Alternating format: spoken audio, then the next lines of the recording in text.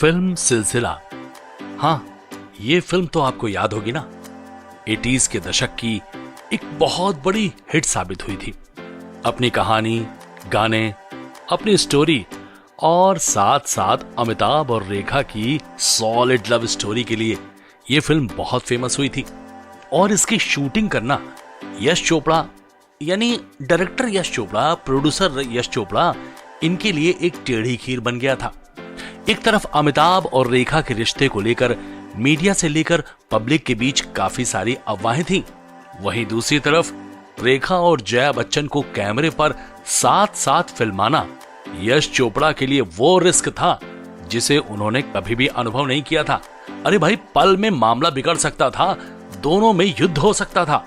ऐसी परिस्थितियों से बचने के लिए यश चोपड़ा भी खूब सतर्क रहा करते थे।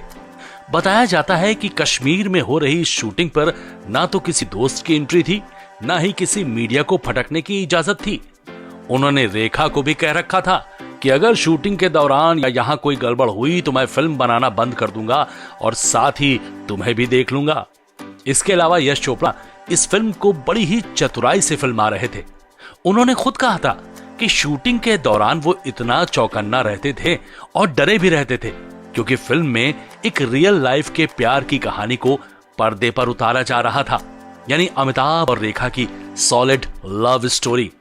इस फिल्म से जुड़े किस्से की कहानी को लेकर यासिर उस्मान ने रेखा पर एक किताब भी लिख डाली थी। भाई, रेखा है ही इतनी खूबसूरत कि न जाने कितनी किताबें भी उन पर लिखी जाएं तो कम है। दरअसल इस फिल्म में जया अमिताभ की पत्नी की भूमिका में थी और रेखा उनकी प्रेमिका।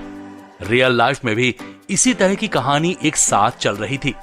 यश चोपड़ा इससे बहुत डरे रहते थे कि कहीं शूटिंग के दौरान कोई बखेड़ा न खड़ा हो जाए। यश चोपड़ा उन दिनों बीबीसी को एक इंटरव्यू देते हैं और इस इंटरव्यू में ये खुलासा करते हैं कि जिस किस्से को लोग अफवाह समझकर सुनते और पढ़ते हैं वो रियल लाइफ का ही अंश है और अगर जया इस फिल्म में ना होती तो ये फिल्म ही अमिताभ और रेखा को मिलाने का जरिया बन सकती थी। लेकिन ऐसा हो ना सका और अब आलम आपके सामने है। जया आज भी वैसे रेखा के सामने टिक नहीं पाती क्योंकि जया की पहचान अमिताभ है और रेखा अमिताभ के साथ साथ अपनी खुद की एक पहचान बन चुकी हैं।